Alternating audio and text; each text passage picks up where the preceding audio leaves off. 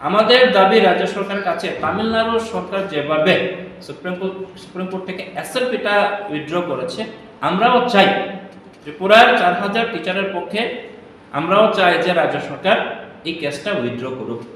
রাজ্য সরকার যে এসএলপি করেছে এই এসএলপিটা উইথড্র করুক, কারণ তামিলনাড়ুর কেস এবং ত্রিপুরার কেসটা প্রায় same, related to TET matter.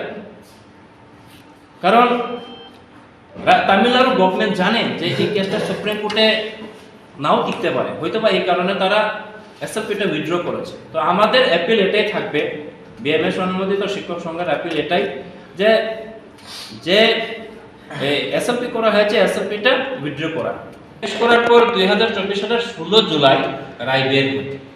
রায়ে ত্রিপুরা হাইকোর্টের honourable chief justice Aparesh Kumar Singh এবং দি পুরকাস্টের বেঞ্চ আদেশ প্রদান করেন যে টিচারদের 2011-29 জুলাই পর্যন্ত কোনো টেটের প্রয়োজন নেই। ত্রিপুরা হাইকোর্টে যখন রায় প্রদান করে তখন ত্রিপুরা হাইকোর্টে যে ডকুমেন্টগুলো প্রোভাইড করা হয়েছিল টিচারদের পক্ষে, সেই কাগজ সেই এভিডেন্সটা ছিল তামিলনাড়ুর যে এই কেসের ডকুমেন্টগুলো। তামিলনাড়ুর কেসের যে এভিডেন্স দেওয়া হয়েছিল ওই এভিডেন্সের থ্রুতে ত্রিপুরা ডিভিশন বেঞ্চ টিচারদের পক্ষে রায় দিয়ে যে 2011-29 জুলাই পর্যন্ত টিচারদের টেটের কোনো প্রয়োজন নেই।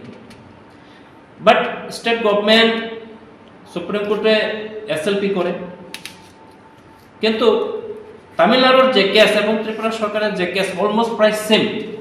কারণ 2001-এর যে এনসিটি গাইডলাইন্সের মোতাবেক তামিলনাড়ুর টিচাররাও চাকরি পায়, আমরাও চাকরি পাই। চ্যালেঞ্জ করে তামিলনাড়ুর টিচাররা, যেটি মেইন পিটিশনার এন্নি পাকিয়ারানি বাই, কেসটা করেছিল যে টেটের প্রয়োজন নেই শিক্ষকদের। কারণ শিক্ষা অধিকার আইন চালু কবে থেকে হয়েছিল? 2010-এর 1 এপ্রিল থেকে সারা ভারতে শিক্ষা অধিকার আইন চালু হয়েছে। 23 আগস্ট এটা ত্রিপুরা রাজ্যের জন্য, কেন্দ্রশাসিত অঞ্চলে শিক্ষা অধিকার আইন চালু হয়েছিল 2010-এর 1 এপ্রিল থেকে। তো